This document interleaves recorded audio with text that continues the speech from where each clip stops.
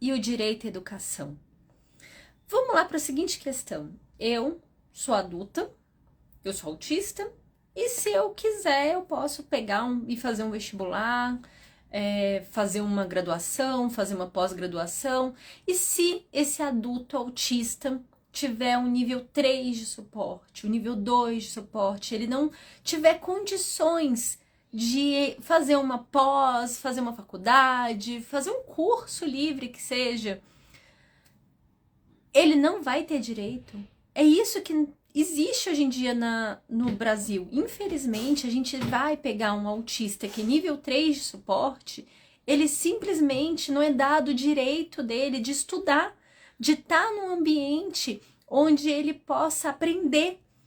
Porque não existe, assim, os poucos ambientes que existem, eles não são adaptados a essa realidade. A gente está numa discussão tão primária ainda sobre o autismo e sobre o direito à educação, que não é falado sobre os adultos autistas com maior nível de suporte, não é falado sobre o direito à educação deles.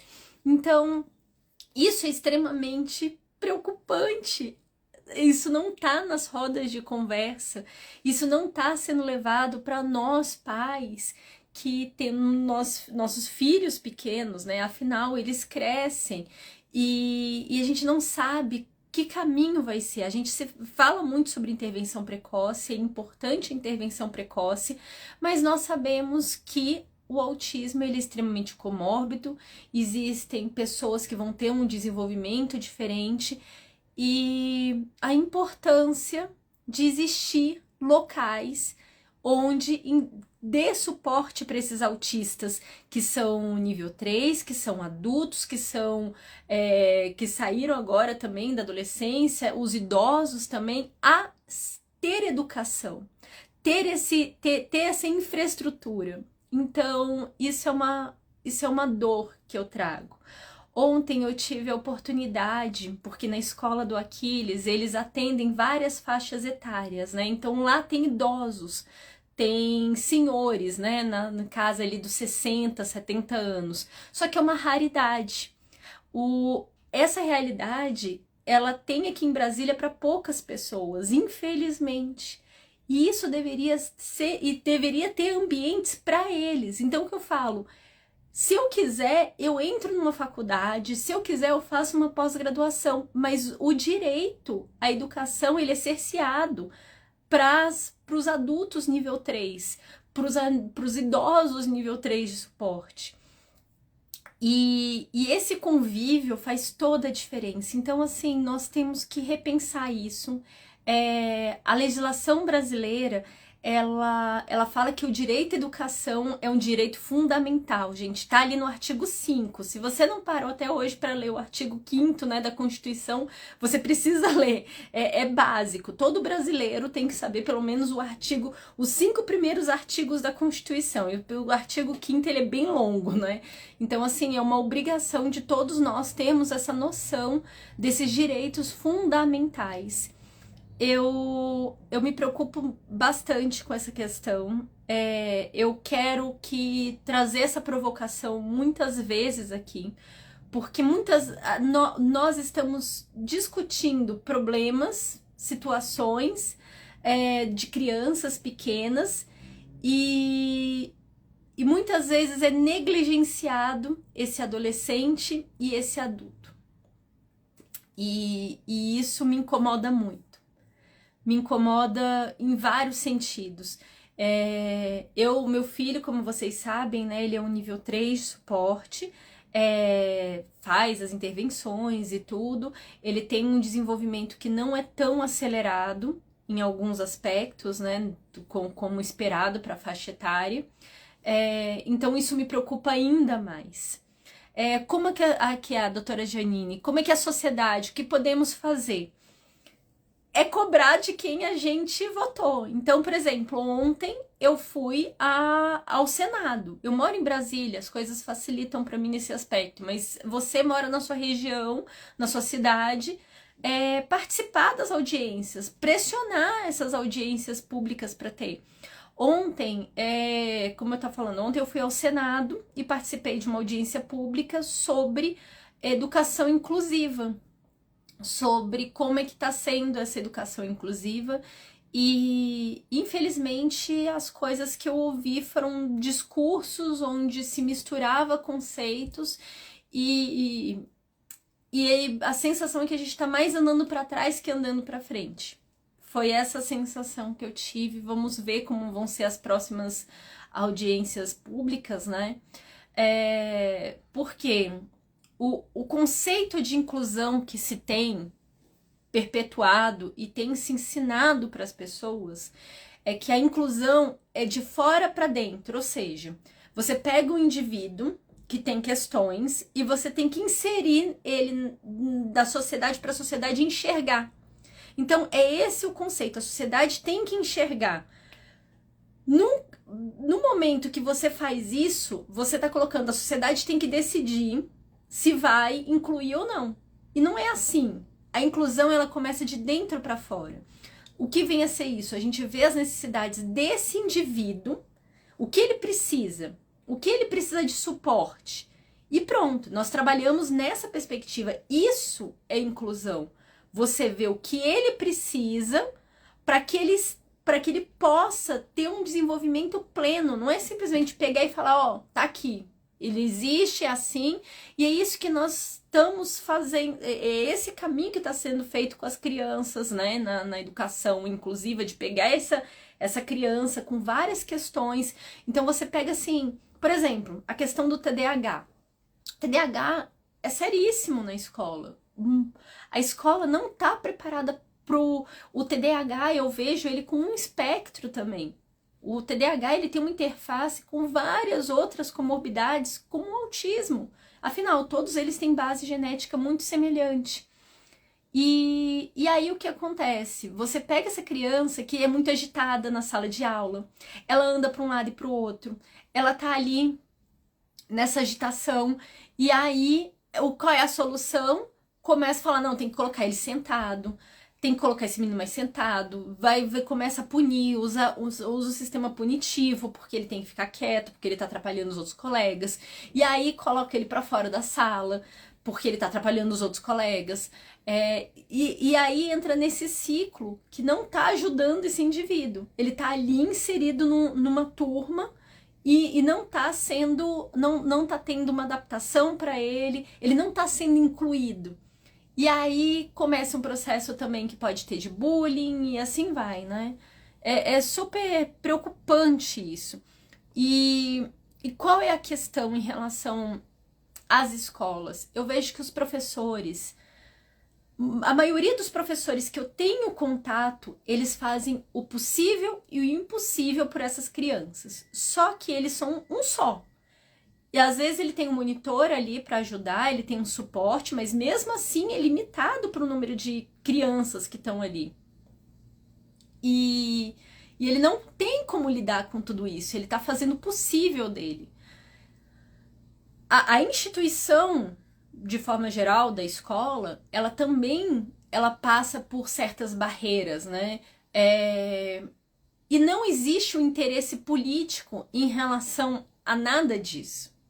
Em nada disso, não, desde a esfera pública à esfera particular também, dos ensinos particulares, não existe um interesse, de forma geral, do governo em tentar dar suporte a isso.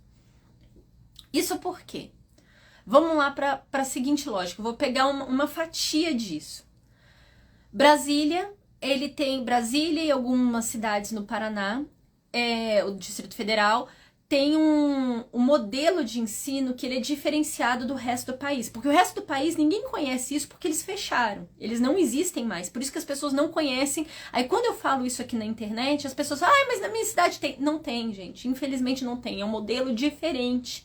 Esse modelo que existe aqui no Distrito Federal, infelizmente, vocês teriam que vir aqui para vocês poderem conhecer, porque ele é diferenciado. A criança, ela passa por uma bateria de avaliações. Essas avaliações dizem para que escola ela tem mais a escola que está mais preparada para recebê-lo. Então, os pais, depois de ela passar por essa avaliação, eles veem o repertório, chega para os pais e pergunta: olha, o seu filho pode participar desses 3 níveis, pode ir para essa escola de ensino especializado, pode ir para para a turminha de inclusão, então eles vão fazer um esquema onde já está numa turminha reservada, mas faz algumas atividades com outra turminha, ou ser incluído, né, dentro de uma turma regular que vai ter um monitor. Então, eles dão essa opção nesse sistema público de ensino. Feito isso, digamos que você vai ali para escolinha de inclusão. Para escolinha de inclusão, não, para o centro de ensino especializado. Eles vão ensinar para esse indivíduo como ele aprende. Então, se ele aprende indo na hortinha para aprender as letrinhas, então vamos lá adaptar as questões para ele aprender ali. Se ele vai aprender melhor na piscina, se ele vai aprender, enfim, é um modelo diferenciado que deveria ser replicado. Infelizmente é assim. Você vê que esse sistema, ele é custoso financeiramente. Ele é custoso financeiramente num primeiro momento. Só que o que acontece? Muitas dessas crianças que entram nessa escola, nesse sistema de ensino especializado, elas vão para os outros sistemas. Porque eles preparam, que é o caso do Aquiles, eles estão preparando o Aquiles para que ele possa migrar para o próximo passo, que é fazer o meio termo. Então, eles estão preparando o Aquiles para ir para essa outra fase. Então, tudo dando certo, vai ser esse caminho. Você vê que o Aquiles desenvolvendo, num longo prazo, isso vai custar menos para o governo. Isso custa menos. Isso daí não é ideias da minha cabeça. Existem pesquisas que mostram que a intervenção, você intervindo de forma precoce, de forma consistentemente precoce, bem estabelecido, você tem uma redução de custos para a nação. E isso tá, Dani, da onde você está tirando essa fonte? Sociedade Brasileira de Pediatria tem um documento que foi emitido, acho que em 2019, onde tem a fonte ali. Vocês vão na primeira página, no rodapé, tem a fonte, fala ali sobre a pesquisa, sobre que a intervenção precoce pode diminuir os custos para a nação desses indivíduos, porque eles vão estar mais preparados. Gente, o autista, como a gente sabe, assim, um autista que tem mais comorbidades, ele vai ter várias questões. Se ele tem questão motora, ele tá ali andando na pontinha do pé e tudo, ele tá esbarrando em tudo, ele tá se machucando, ele não tem uma noção. Então, assim, é uma pessoa que se machuca muito, que acaba tomando mais medicação ao longo do tempo. Então, isso vai prejudicar fígado, rim, blá, blá, blá, blá, blá, blá. Tem toda uma questão que causa prejuízo para esse indivíduo. Se você intervir lá no início, ele tem ali o comportamento autolesivo, que vai, se machuca e tudo, e você intervir desde pequenininho, esses comportamentos, eles não vão escalonar, eles não vão aumentar, eles não vão massificar em outros ambientes, porque você conseguiu trabalhar enquanto era pequenininho. Então, essa ideia, muitos desses indivíduos que saem dessa escola, isso, no meu ver, gente, eu posso estar muito equivocada, mas no meu ver, isso é inclusão. Isso é inclusão, é pensar do dentro para fora, é pensar nesse indivíduo, nas necessidades dele e ver o que ele precisa para se desenvolver. E aí entra na questão que eu trouxe aqui na live, né? Dos adultos autistas, o direito à educação deles. Porque nós temos um grupo que vai realmente ter esse desenvolvimento e enfim, o custo. E aí, o que acontece? Nós temos um outro grupo de indivíduos que vão ter um desenvolvimento mais lento, e aí ele fica na escola até ali os 18 anos, que é o que se tem. Chega depois dos 18 anos, são pouquíssimos lugares que vão acolher esses indivíduos. Pouquíssimos no Brasil. E aí o que acontece? O que vai acontecer com essa mãe? Se essa mãe, ela consegue aposentar, o pai consegue aposentar, a gente está tirando essa pessoa do mercado de trabalho. Nós estamos tirando essa pessoa do mercado de trabalho, ela vai ter uma vida ruim, porque, enfim, querendo ou não, assim, se ela consegue aposentar e consegue uma aposentadoria proporcional, né, alguma coisa relacionada a isso, ela não vai ter uma qualidade de vida boa, ela já vai ser uma senhora, já vai ser um senhor, enfim, né? A gente tem várias questões envolvidas para poder dar o cuidado. Então a escola, ela é uma rede de apoio também para as famílias. Ela é uma rede de apoio desde o início, mas eu tô trazendo a questão dos adultos porque não tem local. Esse adulto, ele simplesmente hoje, ele não tem direito à educação. E como eu falei, educação tá ali no artigo 5º da Constituição. É um direito fundamental. E nós não temos. Esse adulto, ele vai ficar dentro de casa, o pai e mãe vai tentar contornar, sendo que o ambiente escolar é um ambiente riquíssimo. Gente, assim, eu amava ir para a faculdade, eu amava estar na faculdade. A faculdade é um lugar onde você troca experiências. Um curso, você vai fazer um curso de alguma coisa, você, por exemplo, vou fazer um curso, dar um exemplo qualquer. Eu dei um curso, meus cursos, por exemplo.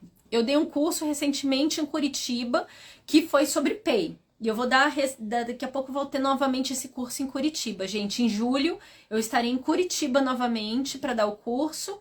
E em julho também em Brasília eu vou dar esse curso, tá? Eu vou dar para uma turma aqui de Brasília o curso de PEI e em Curitiba também, início do mês em Curitiba.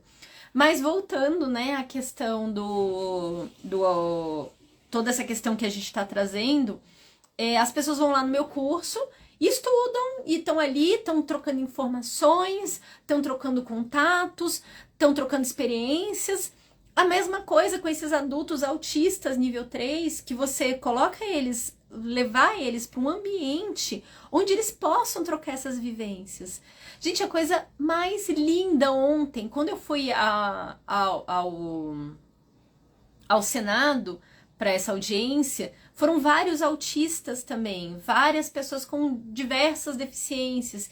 E eu voltei no ônibus da escola do Aquiles, né? Que eles têm os ônibus, e eu voltei com eles. E eu tava ouvindo só a conversa do pessoal ali, da galera, que eram pessoas da minha idade, alguns mais velhos do que eu.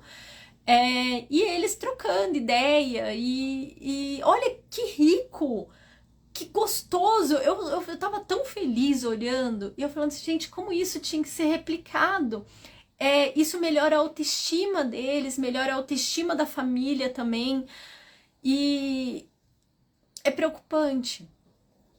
É muito preocupante essa situação. Eu vou olhar aqui as perguntas, os comentários.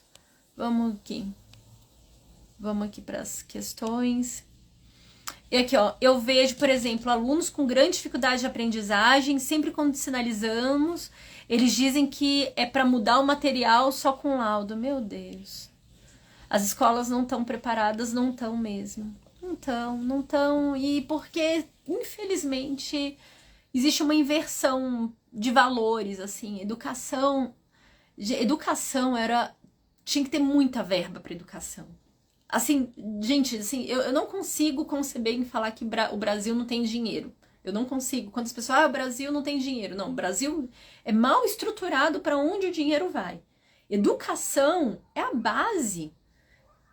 Se você trabalha educação, você melhora em vários níveis. Assim, eu não consigo compreender. A escola é um lugar extremamente precioso, é um ambiente precioso para o indivíduo, sabe? Eu realmente não entendo. Aqui... legal, Giannini, muito bom ir para a escola, ter uma roda de conversa, os médicos envolvidos nesse processo é muito importante. A Kátia, daqui a pouco tenho reunião em uma escola, me faz toda vez entrar em angústia, pois o professor entra no estado de burnout, sim. Gente, os professores estão... Olha, eu vou te falar, assim, eu tenho muitos professores que são meus alunos de curso, e eu fico angustiada por eles, porque assim, quando eu ensino análise do comportamento para um professor, o professor ele já dá aquele desespero, porque a análise do comportamento, necessariamente, ele tem que ser individualizado o processo. Existe processo que a gente faz em conjunto, de intervenção e tudo, todo mundo junto, lógico. E, por exemplo, quando as pessoas falam, análise do comportamento não dá para ser em conjunto. Dá, não é à toa que o trânsito de Brasília, as faixas de pedestre, foi usada a análise do comportamento e foi para trabalhar o comportamento em conjunto. Mas tem pensado no individual, né? Como a pessoa normalmente se comporta, nossa média estatística se comporta, e aí eles trouxeram isso para o público em geral. Primeiro ponto. Só que a análise de comportamento, ela exige muito, muito do profissional. Existe todo um planejamento, a intervenção, a análise de comportamento é uma ciência relativamente nova, ela é pouco instrumentalizada, pouco operacionalizada, então assim, nós estamos num contexto histórico, né? Na história da análise de comportamento, se a gente for olhar assim, o que a gente tem perspectiva futura e onde nós estamos aqui no início ainda, a gente está escrevendo a história da análise de comportamento. Principalmente no contexto escolar, tem muito, por exemplo, a questão da fluência. A fluência, pouco se fala ainda em fluência no contexto de intervenção na análise de comportamento, tanto na parte clínica, na parte escolar, a gente tem que... Então, assim, o professor que está engajado no processo, que se preocupa com esse aluno, ele está se desmoronando. É isso que está acontecendo, porque ele está vendo o que é uma intervenção com evidência. Para ele aplicar essa intervenção com evidência, ter um ensino baseado em evidência em sala de aula, ele tinha que ter uma turma de 10 alunos, com um monitor, para ele conseguir dar conta. Só que isso é inviável financeiramente por conta do formato que foi desenvolvido. Se a escola particular fizesse dessa forma, eu não sei como que seria o contexto financeiro disso. Tem a questão das escolas públicas, que esse seria um modelo muito interessante. Você tem uma turma ali de 10 alunos, você tem uma pessoa de apoio para que você consiga dar atenção adequada para o seu aluno. Mas isso daqui pessoal que me escutar isso vai falar assim, Dani, você está viajando, isso é impossível, isso não tem como. Isso é impossível porque, assim, infelizmente, a gente não luta por isso. A gente não tá lutando, muitas vezes a gente não tem consciência, a gente sente uma dor e a gente não tem noção que dor é essa que a gente tá sentindo, a gente não consegue nomear essa dor para conseguir lutar por ela. Então, essa é uma das dores. Aqui, não adianta a escola ter AT e a não fazer inclusão, exatamente, não adianta. Então, não tem como a gente caminhar para frente sem informação. E essa informação, eu vejo que, por exemplo, os professores da escola, do Aquiles, eles são extremamente politizados, eles entendem do processo, eles entendem muito do processo, eles entendem onde eles estão envolvidos, a situação que está, para onde eles deveriam estar olhando e por que a gente não está olhando. Ontem eu estava discutindo com uma professora lá, justamente essa questão dos autistas adultos. Porque, assim, nós estamos numa discussão tão primária, mas tão primária de inclusão na primeira infância, porque isso aqui a gente está discutindo o básico do básico. E aí, quando a gente vai falar sobre autistas adultos, sobre o direito deles estudarem, de eles terem educação nessa fase aí dos... ser adulto, ser idoso e ter direito à educação, isso daí nem é discutido. Isso daí é colocado, isso daí é para os sonhadores para o futuro. Infelizmente. Aqui, falando em suporte, na escola onde eu trabalho, os monitores são jovens, estagiários, nível médio. Com essa questão de monitoria estar regrada, eu vou ser bem sincera com você, Fernanda. Eu não meço dessa forma. Para mim, se a pessoa tem nível fundamental e quer ser um monitor, eu vou ser bem sincera, assim. O que eu preciso da pessoa, que a pessoa ela tenha o conhecimento dele, seja compatível o suporte que a gente está querendo dar ao indivíduo, ele queira trabalhar, ele esteja engajado no processo. eu vejo que no estado que a gente está no Brasil atualmente, querer monitores, querer ATs mesmo, com nível superior, que isso daí é fora da realidade, sabe? O nosso país, ele é pobre por falta de gerência do dinheiro, ponto. Mas, enfim, né? Nós vivemos uma situação dessa, onde tudo é gerido de forma equivocada. O que nós precisamos é que buscar pessoas que estejam interessadas em trabalhar, empenhadas, e que a gente possa instruir elas de forma adequada, acompanhar. Hoje eu vejo um desperdício, por exemplo, você vê as fonos. A gente tem um punhadinho de fono no Brasil e um punhadinho ainda menor de fonos que entendam de autismo, entendam dessas comorbidades do autismo, que entenda mesmo de aprendizagem motora da fala, fonos boas mesmo. Nós temos um punhadinho bem pequenininho. Aí você pega essa fono e vai estar atendendo ali uma pessoa. Ao invés dessa fono fazer uma baita avaliação desse indivíduo, sabe? Faz aquela avaliação boa mesmo, pega um AT ali que pode ter nível fundamental, mas ele tá interessado em aprender, ele tá interessado em entender o processo. Você treina para esse indivíduo, para um grupo de indivíduos, ó, você AT, você monitor, você vai cuidar desse grupo aqui e eu vou te treinar. Você vai fazer esse toque, você vai fazer isso, você vai posicionar. Isso pode, ele não pode fazer o raciocínio clínico é da fono. A fono vai fazer o raciocínio clínico, mas ela vai montar o programa de intervenção pensando nesse AT e pensando em quem ele vai atender. Isso ela pode fazer e tá tudo bem fazer isso. E infelizmente, isso não é feito. Existem pessoas interessadíssimas em aprender, em se desenvolver, e a gente podia estar usando essas pessoas.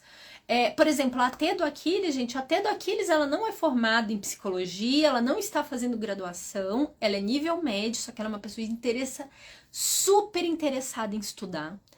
Ela é interessada no Aquiles, ela tem um carinho muito grande pelo Aquiles, então assim, isso daqui é extremamente importante, só que ela tem interesse em aprender. Então, interesse em aprender, boa de trabalho e gosta do meu filho. Pra mim, ó, esses aqui são os requisitos básicos, assim. Eu nem falo, gosta de criança, ela tem uma conexão com ele, isso é muito importante, ela consegue ter uma conexão com ele, ela gosta de aprender e ela tá interessada em trabalhar. Então, nós precisamos de ATs assim, é isso. E essa questão de pegar essas pessoas que são que têm toda essa formação para dar. E aí eu venho com um modelo para vocês que todo mundo acha que eu sou louca.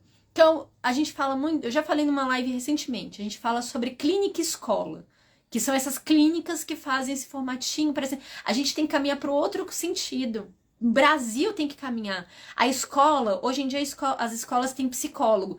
A escola tinha que ter psicólogo, fono, TO, sabe? Toda essa equipe dentro da escola. Por quê? Nós falamos o tempo todo muito sobre autismo, mas a escola ela tem uma diversidade.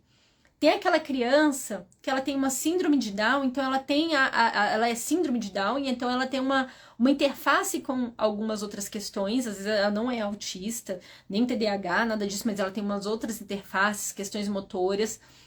Você tem o aluno que com TDAH, que é muito aluno com TDAH, você tem aquele aluno que tem TOD, você tem várias questões. Então, se você tem uma equipe dentro de uma escola dessa, essa equipe vai avaliar esse indivíduo, vai avaliar seus aluninhos ali, ele avalia esse aluno, ele monta esse plano e treina esses monitores, esses monitores que estão ali.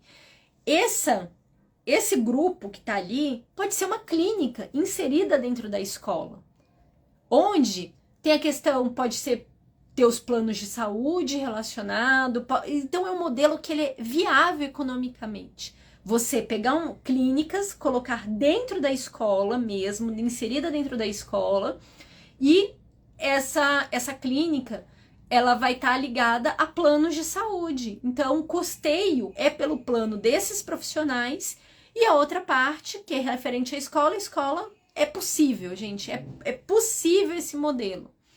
E no modelo público ter essa equipe ali dentro, quem sabe ligada ao SUS. Entra ali, existe um projeto de lei relacionado a isso, de pegar essas equipes, colocar dentro das escolas públicas, só que tá engatinhando, né, esse projeto. Pega essas equipes, coloca dentro da escola e dá esse suporte. Vamos ver aqui mais questão, concordo, exatamente, falta. Aqui, você acha bom para um aluno continuar com a mesma T? Muitas vezes somos obrigados a mudar de aluno. Depende muito, muito, muito. Por um lado, é interessante permanência do AT por curva de aprendizagem, tudo. Pensando em generalização, não é o ideal. Eu penso que uma mescla que seria mais de um AT ser treinado para essa criança. Então, assim, tipo, segunda-feira fico fulano, terça-feira fico ciclano, ou meio período fica um e outro período, e vai trocando porque uma das questões do autismo é justamente o comportamento restrito e repetitivo. Se a gente fica colocando o mesmo indivíduo sempre, às vezes a gente está alimentando esse padrão restrito e repetitivo, entende? Então, assim, pode ser uma abordagem.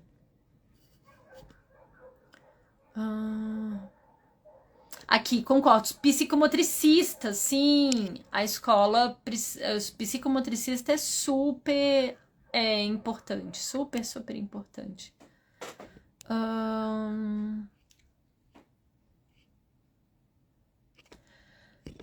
Deixa eu ver. Vocês têm mais alguma dúvida, mais alguma questão? Mande aí que eu tenho que começar a trabalhar, gente.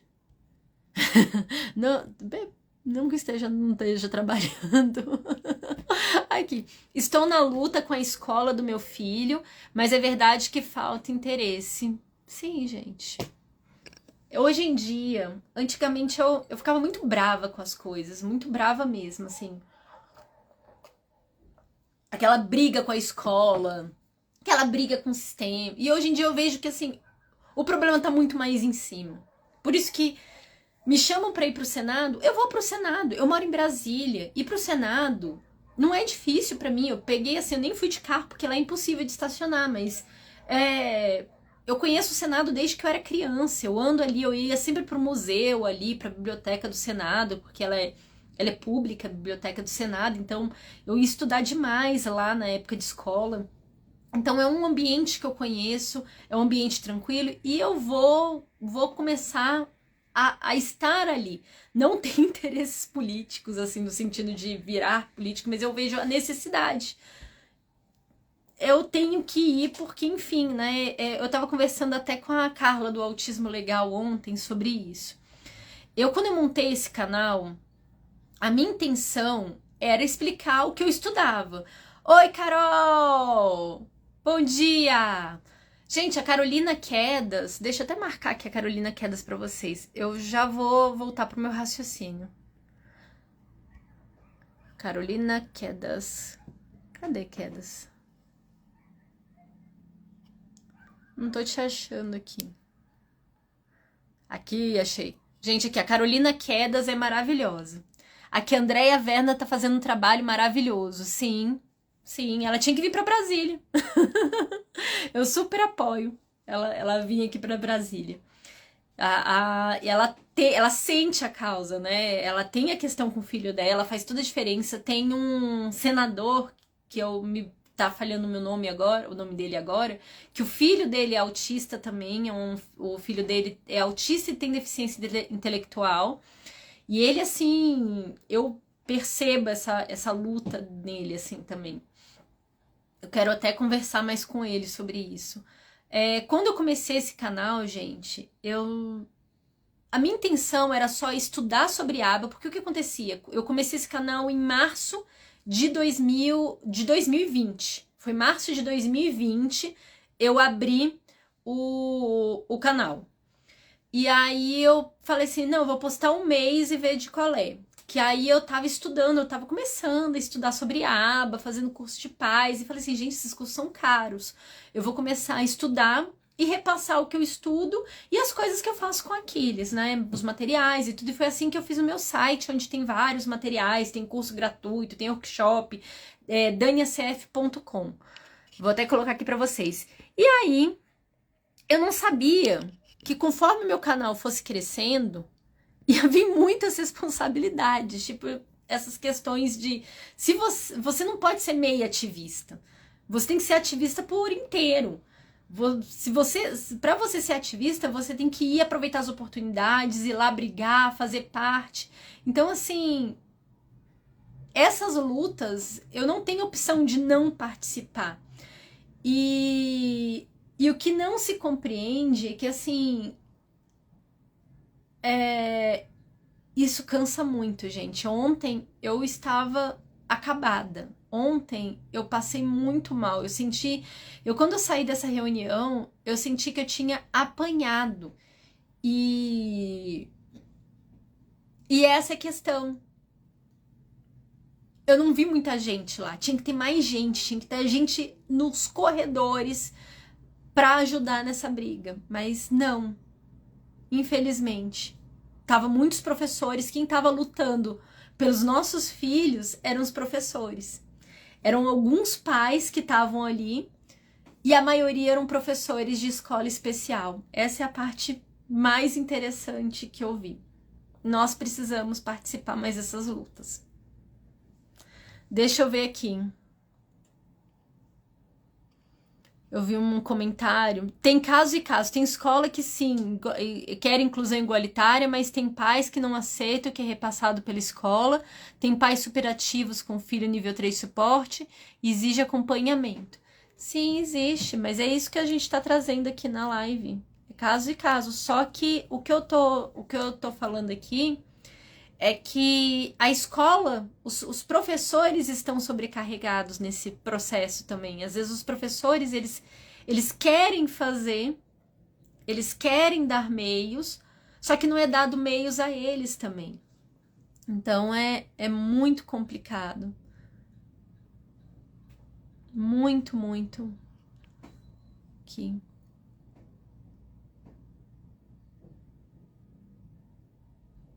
Aqui. Eu já passei por muitas escolas acompanhando de perto crianças atípicas. Em um grupo de 24 crianças de 3 a 10 anos, só uma mãe empenhava, juntava casa, terapia, escola e conjunto. Érica, e eu vou te falar uma coisa assim, sabe a complicação que a gente tem hoje? É que esses pais, eles estão acabados. Acabados no seguinte sentido. Às vezes eles têm crianças que têm. Eu vou pegar assim um caso de um caso específico. Você pega assim uma criança que tem muitas comorbidades, que, por exemplo, ela tem questões de saúde, epilepsia. Então, assim, é um pai, é uma mãe que não dorme, porque a criança ela tem crises epiléticas contínuas. E aí, eles têm que trabalhar. Eles trabalham também, eles fazem, tem que trabalhar, tem que ganhar dinheiro, tem que porque tem que manter. E as terapias é aquela briga hercúlea, né? Com plano de saúde. Mas pegar um caso específico de uma família que a criança tem crises epiléticas, só que depende do SUS. Então, já fica complicada a questão das terapias, porque eles não conseguem terapia adequada. E aí, essa exigência, né? Na escola, o momento que deixa essa criança na escola, que é a rede de apoio, é o momento que eles conseguem trabalhar. É o momento que eles conseguem organizar para ganhar. É o momento que é descansar carregando pedra. É o momento que eles estão trabalhando para conseguir dar o sustento para a família. Então, eles vão ter um outro estresse. Chegam em casa, estão acabados e vão voltar àquela rotina da criança com as questões de epilepsia, blá, blá, blá. Então, toda essa questão. Então, assim, a gente tem que ter muito cuidado quando vai falar que os pais não ajudam, os pais não apoiam, os pais não estão fazendo nada na escola, não estão, eu passo atividade. Vamos entender o contexto desses pais também? Porque assim, a briga deles às vezes é tão, a luta deles é tão primária, é do tipo, meu filho, ele tem crises a noite inteira e não consegue. Eu vou dar um exemplo, meu filho, ele não tem crise epilética, o Aquiles, mas o Aquiles, ele tem um transtorno de sono que é gravíssimo, do tipo, a nossa rotina do sono, ela é tão sistemática, as pessoas marcam live comigo, aí as pessoas pensam, ai Dani, mas não tem como você colocar essa live às 20 horas, às 19 horas, eu falo, não tem, eu só faço live depois, ou eu faço live agora de manhã, cedinho, ou eu faço live depois das 21 horas. Eu não consigo fazer antes, porque a gente tem que seguir uma rotina de sono. Só que o Aquiles, a gente tem uma rotina de sono rigorosa. O Aquiles, ele toma suplementação e ele tem que tomar medicação. E ele não toma pouca medicação para conseguir a manutenção do sono dele. Porque ele tem um problema grave. O Aquiles, ele chegou uma época, gente, que ele dormia 3 horas por dia. Pensa uma família, porque se ele dorme 3 horas por dia, 3 horas à noite, nós dormíamos menos, a gente dormia 2 horas. Então, o que eu fazia com Elias? A gente tinha um esquema nessa época que a gente não conseguia regular o sono dele de forma alguma, e isso perpetuou por meses. Para até a gente conseguir acertar a medicação e tudo, de tão grave que é o sono do Aquiles. Ele ficava irritado o dia inteiro, ele não ficava bem, não conseguia dormir durante o dia também, era extremamente complexo, a gente acompanhando com o médico e fazendo exame, tentando entender a questão. Eu e o Elias íamos revezando à noite, porque a gente viu se não dá. Um dia um dorme, outro dia o outro dorme, porque assim a gente não ia conseguir. Então a gente ia revezando à noite, até a gente conseguir acertar a rotina de sono dele, acertar a medicação e as coisas fluírem. Enquanto a gente não acertou, gente, a nossa vida parou. A gente não conseguia trabalhar direito. Isso assim, porque o sono dele foi piorando, piorando, piorando até chegar nesse nível. E aí eu falo pra vocês que foi bastante tempo assim. Eu tava estressada, quem me viu aqui na internet nessa época notou que eu tava assim, acabada. Eu chorava todos os dias, de tão acabada que eu tava. Eu chorava com a médica do Aquiles o tempo todo também, porque a gente não sabia o que fazia. Eu e o Elias estávamos irritados dentro de casa, a gente não se alimentava bem, a gente não conseguia viver bem. Então, se o professor chegasse pra mim e falasse, você não fez a tarefinha de casa que eu passei pro meu filho, eu ia mandar ele catar coquinho na ladeira. Porque a gente estava trabalhando uma questão primária. Então, gente, trabalhar nesse mundo atípico é muito difícil. É dor demais. É dor, é dor, é dor o tempo todo. E eu sei que, assim, os professores, o que eles levam de pancada o tempo todo é muita coisa. Professor, eu acho que assim, virou professor, tem que ter um acompanhamento terapêutico junto, tem que ter um suporte ali ajudando, porque não é fácil ser professor nesse contexto atípico. E eu falo que assim, eu aprendi isso porque eu vivencio isso, eu levo muita porrada também na internet. As pessoas, eu faço um post, a dor da pessoa é tão grande, que às vezes ela nem lê direito o post, ela não assiste o vídeo até o final e ela já xinga, ela já briga, ela já manda direct brigando comigo. E aí eu vou acalmando a pessoa e eu vou falando, calma, não foi isso, olha, nesse trecho, às vezes eu tiro o recorte do vídeo, mando pra pessoa assistir só esse trechinho, pra pessoa, tá, é isso que você quis dizer, é isso que eu quis dizer. E aí a pessoa assiste no total, porque é muita, muita, muita dor envolvida aqui. Meu filho tem autismo e deficiência intelectual, estou na luta da escola desde 2020, estou esperando uma sala de recurso, oh meu Deus. Dói demais, dói demais, gente. Oh, meu Deus. Aqui, Andresa, TO. Eu sou TO, ocupacional, sou autista, então sinto na pele essa dificuldade das adaptações necessárias para autistas nas escolas, posteriormente ambiente de trabalho. Andresa, você é uma preciosidade, né? Porque, além de ser TO, é autista e compreende essa situação. Sei da onde. Eu brinco que eu gosto de ser amiga de TO, gente. A pessoa fala, eu brinco que assim, a pessoa fala que é TO, fono, eu já quero ser amiga da pessoa. Eu sou interesseira mesmo. Pode falar que eu sou interesseira porque eu sou.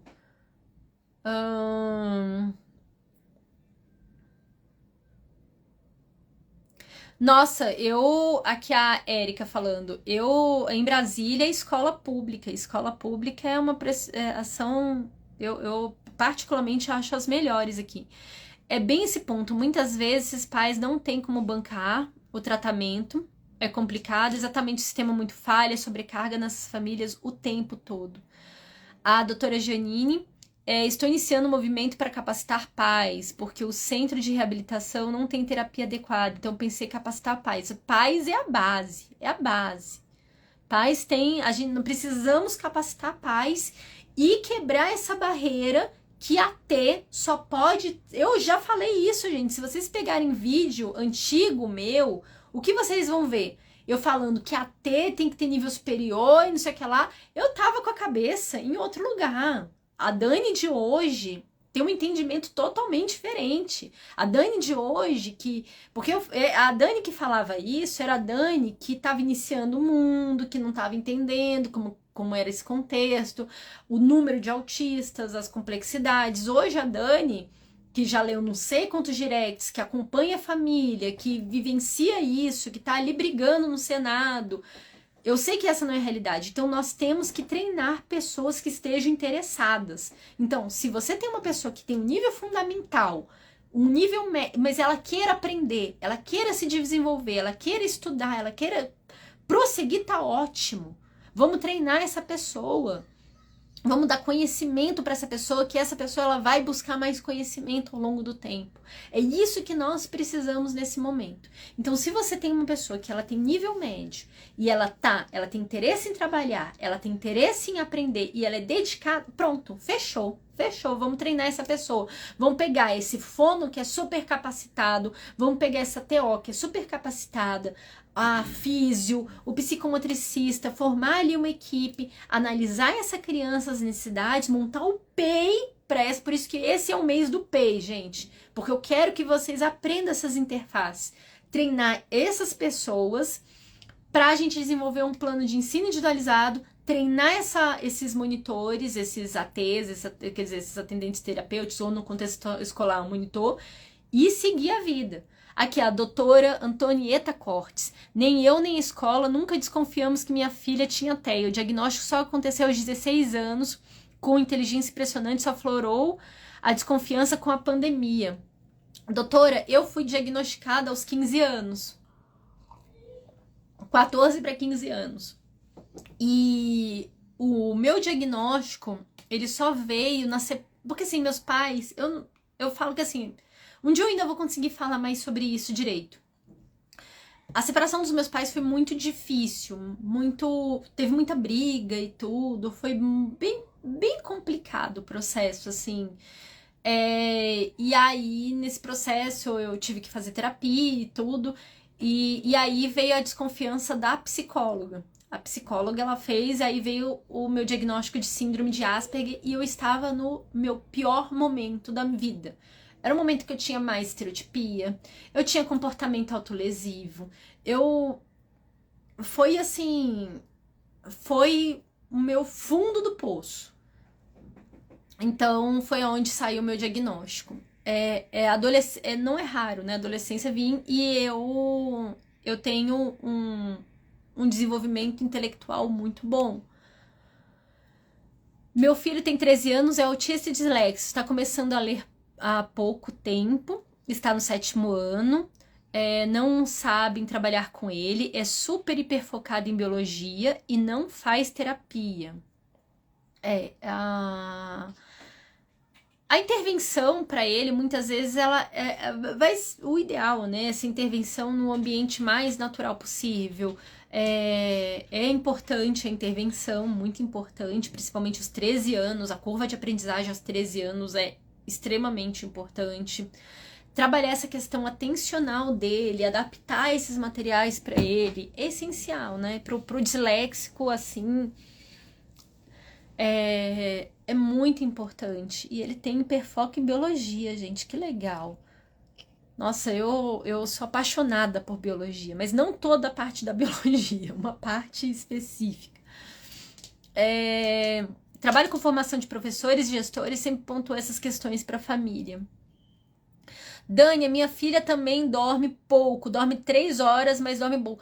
Sabrina, deixa eu te falar, meu bem. Corre pro médico, tá? Seu filho não dormir bem quer dizer que você não tá dormindo bem, quer dizer que sua casa, as pessoas, isso é uma questão de saúde. Se você não dorme bem, a sua saúde não tá funcionando direito. Você vai poder ter problemas. O seu filho tem problemas, sua filha tem questões. Isso é um problema grave. Não dormir é gravíssimo. É basal. Gente, assim, comer, dormir, fazer cocô, xixi, sabe? Isso é a base da vida. Se não tá fazendo, não sei se vocês já ouviram falar sobre a pirâmide de Maslow, né? É Maslow ou Maslow? Agora eu tô em dúvida. Acho que é Maslow. Que é aquela pirâmide da base, do que a gente precisa de subsistência para ter uma vida plena, pra gente ter satisfação na vida. Se você não tem isso, o resto tá comprometido, você não consegue ter mais nada.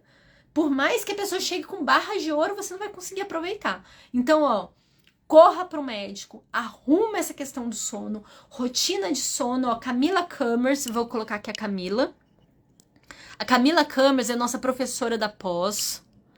É da pós não, da pós, é porque o nosso curso Habeas Terapias do Autismo, gente, é um curso tão pesado em conteúdo que às vezes ele tinha que ser uma pós. Ele tem carga de pós. Aqui, a Camila Kamers, ela é assim, ela é incrível na questão do sono, ela dá aula sobre sono no nosso curso. Por favor, arruma casa, arruma essa questão do sono da sua criança, porque assim você não vai ter vida. E procura o médico urgentemente, por favor, procure o médico. Não tenha medo de questão de medicação, suplementação pode ser importante também, suplementar. A medicação nem sempre ela vai dar certo. Talvez você tome, por exemplo, a risperidona não deu certo para Aquiles. E a risperidona é a primeira medicação, é a que é mais usada para sono. A risperidona só piorou as questões do Aquiles. Mas tem crianças que dá super certo. O que eu tô te falando a história do Aquiles, por quê? Pra você não desistir. Porque vai dar a medicação, nem sempre a primeira medicação vai dar certo. Você vai testar e a risperidona, ela demora pra ter efeito. Você vai passar ali 2 semanas dando medicação e às vezes você vai passar assim, não deu certo. Aí o que acontece? Começa o processo de desmame pra você retirar e dar uma outra medicação. Porque você tem que isolar os efeitos, você não pode misturar. Então você tira uma, desmama, dá outra pra testar. Então assim, corra pro médico, marque hoje o neuropediatra, o psiquiatra infantil que tá acompanhando, o pediatra, não deixe isso pra depois e já ajuste a rotina de sono, faça um combinado na sua casa. Não, por favor, se cuida. Aqui nós revezamos também, Patrícia? Então isso é um indício que você tem que cuidar disso. Olha, gente, eu tive problema hormonal. Eu engordei nesse período de sono do Aquiles, que estava muito desregulado, mas não engordei pouco não, engordei muito. Então, cuidem disso, assim. Então eu tive muitos problemas de saúde, o Elias também teve problemas de saúde, tá? Eu sou professora de uma UNTEA, mas não tem laudo, não tem apoio. Ai, dói, né, gente? Dói demais. Eu vejo que assim, o professor, ele tinha que ter mais. Ele tinha que ter mais ferramentas. Porque ele tá ali em contato ali direto com a criança, tinha que ser dado mais ferramentas. Cadê? Uma pessoa perguntou sobre o curso. Dani, qualquer tempo pode realizar seu curso? O Habeas Terapias do Autismo, por enquanto, sim. Os meus...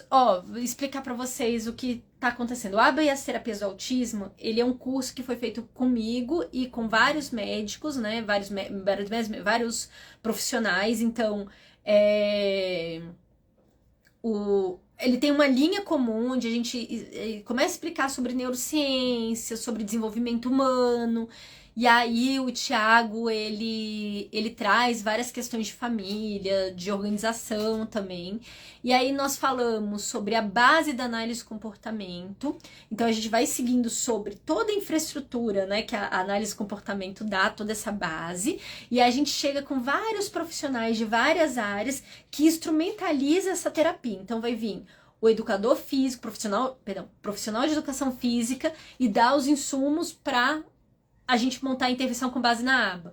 Chega a psicomotricista e dá a informação. Chega nutricionista, a gente tem uma nutricionista que dá essas bases e a gente vai desenvolver a intervenção com base na aba. Então, o curso, ele é assim.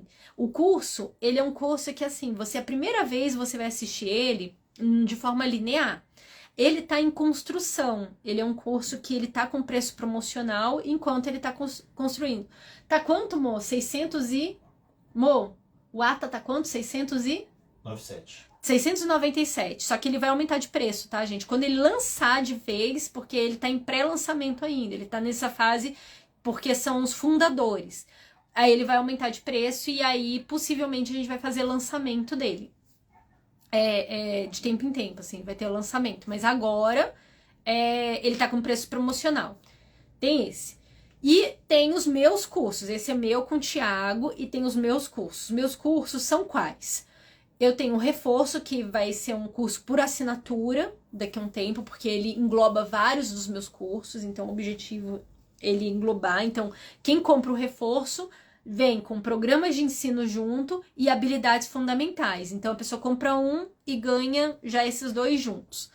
O meu curso, Programas de Ensino, é o curso que é desenvolvido com base nesse guia, onde a pessoa aprende a montar um programa de ensino.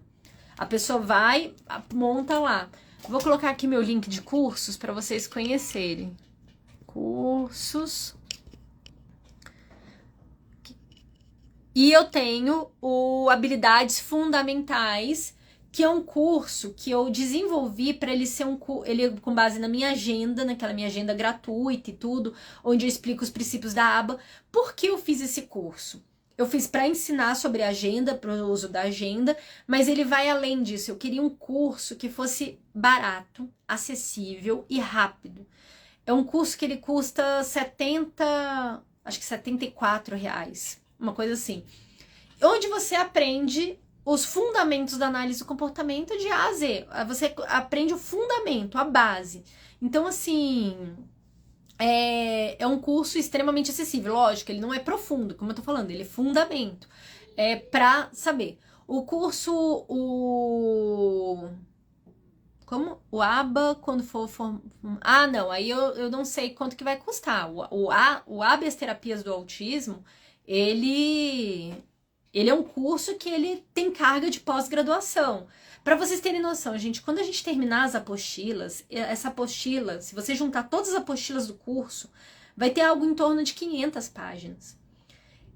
As apostilas, elas são enormes, porque as apostilas, elas não são simplesmente material de você ficar ali passivamente. Eles são materiais para você anotar, para você construir. Eles são ferramentas, as apostilas do ATA. E ainda tem os artigos que acompanham. O curso ATA, Habeas Terapias do Autismo, que está no meu link da bio. Vocês clicam lá no meu link da bio, que aí vocês conhecem esse curso. Ele é um curso muito complexo. E a semana que vem, não sei se semana que vem é a outra, eu estou voltando para Foz do Iguaçu para gravar o resto. Aí gravando, tem mais. Qual curso a gente faz para aprender as funções executivas do controle inibitório? Isso é muito específico, tá, gente? Eu acho que dificilmente alguém vai fazer um curso sobre controle inibitório. Mas, assim, você tem que aprender os princípios. Porque, assim, nesse curso Habeas Terapias do Autismo, nós ensinamos esses princípios das funções executivas e a questão de avaliação. Se você tem que entender, você tem que olhar essa resposta o que está acontecendo, para saber trabalhar. Então, assim, controle inibitório para quê? Sabe? Então, nós vamos usar aproximações sucessivas para aumentar esse tempo, o tempo de espera, o tempo do eu pensei e fiz porque a gente tem que rastrear esse comportamento. Então, a gente tem que analisar controle inibitório para quê? Qual é o comportamento? Então, isso nós ensinamos lá. Estou fazendo, excelente, recomendo. Legal, que você tá gostando. Então, é isso, gente. Esses são os meus cursos. Os pais podem ser AT dos filhos? Podem. Os pais devem ser. E a questão é que, assim, uma coisa que eu gosto muito de falar é que as pessoas falam, mas mãe, tem que ser pai e mãe. Gente, se você tem que vestir a capa do mago e se chamar de AT para fazer as intervenções com seu filho, que seja. Você dá o nome que você quiser. Eu gostava de chamar de coterapeuta, eu não me chamava de AT. Hoje, eu não sou mais a coterapeuta das terapias do meu filho o tempo todo. Eu faço as terapias, eu faço as intervenções, só que hoje eu tô mais como uma supervisora, organizando, na verdade eu tô entre ali uma supervisora e coordenadora do processo, né? Acompanhando o processo. Porque eu já não estava dando conta, eu estava ficando muito, muito cansada e eu precisava desenvolver outros serviços. Por isso que foi uma escolha trazer a T do Aquiles para ela trabalhar essas questões e eu estar acompanhando. Mas nem todas as pessoas têm essa condição financeira de poder ter uma T acompanhando, que faça intervenção no parquinho, que desça no parquinho para fazer. Pegou o coleguinha na quadra, vamos ali trabalhar isso. Vamos ali no mercado. Então, nem sempre as pessoas têm essa possibilidade. E aí, o pai tem que vestir a capa do mago e ele se chama de coterapeuta, de AT, e tá tudo bem, tá? Você pode ser. Não permita que as pessoas falem que você não pode. Entrar na escola já é outros 500. Nem toda escola vai deixar você entrar na escola. A priori, não existe nenhuma legislação que proíba. Mas você entrar na escola não vai ser fácil, tá? Gente, eu tenho que desligar. E para adolescentes, qual é o curso mais indicado? Isso é complicado, sabia? Eu tô querendo muito fazer um curso para adolescentes, porque eu não vejo. Porque o que eu pretendo? Qual a importância da adolescência? Eu tenho um curso que nem vende mais, nem sei se vende mais, do Bruno. Tem um amigo meu que se chama Bruno Peruca. Acho que o canal dele ainda se chama Bruno Peruca. Nem sei se ele vende mais esse curso. Mas ele não fala sobre autismo. O curso dele era sobre o cérebro adolescente, da criança e do adolescente. E foi um curso muito importante para mim, assim, que ele fala sobre os marcos, porque ele fez esse curso, porque ele começou a estudar muito sobre os filhos dele, ele é um nerdão, assim, adora estudar as coisas, e ele fala sobre os marcos de desenvolvimento neural mesmo, assim, a questão, tanto o eixo hormonal, como marcos de desenvolvimento cognitivo e tudo, do adolescente. Isso é muito importante, porque isso não é falado. O que é esperado com um adolescente com 13 anos? O que é esperado no adolescente aos 15 anos? E aí tem um livro, gente, que eu gosto muito, já que não é difícil de achar o curso, que aí você aprende os marcos de desenvolvimento, o que é esperado nessa fase, você aprende o que se tem de instrumentos, né? Como você operacionaliza uma intervenção para esse grupo. Porque a base é essa, você tem que entender sobre isso. Deixa eu mostrar um livro pra vocês, que é um livro que eu gosto muito. Toda vez que eu vou estudar sobre adolescente, são 2. Deixa eu pegar aqui. Desenvolvimento humano. Aqui. Peguei na... Adoro esse livro. Desenvolvimento humano. Gente, esse livro é maravilhoso. Maravilhoso. Vai até a fase adulta. Deixa eu mudar aqui para vocês enxergarem direitinho. Segurar. Ele é caro, tá? Eu já te adianto que ele é carinho, esse livro aqui, ó. Ele é muito bom mesmo, e eu recomendo. Outro livro que eu gosto muito, deixa eu pegar aqui e mostrar para vocês. E aí, esse daqui é para os transtornos, né? Quem quer se aprofundar mais? Isso daqui, gente, tem que ter pré-requisito, tá? Você tem que sacar de fisiologia, você tem que entender de anatomia, ele exige porque ele tira do princípio que você já sabe essas coisas, então ele vai pro próximo passo, então é mais para profissionais, tá? Esse daqui, ó, do Ivan Esquerdo, Neurobiologia dos Transtornos Psiquiátricos, muito bom esse livro, ele passou por uma atualização recente, muito bom mesmo. Então é isso. Enquanto não tem curso, você estuda isso. Gente, passei já o nome do livro. Eu vou deixar a live salva. Aí, quem perdeu o nome do livro, vocês voltem no trecho da live, tira print, procura, tá? Eu tô cansada já e eu tenho que trabalhar. Um beijo pra vocês. Tudo de bom. E é sempre bom conversar com vocês. Foi bom estar aqui. Como é que é? Eu não consigo imitar a Xuxa, gente. Eu tento imitar, eu sempre me lasco. Beijo pra vocês. Até mais.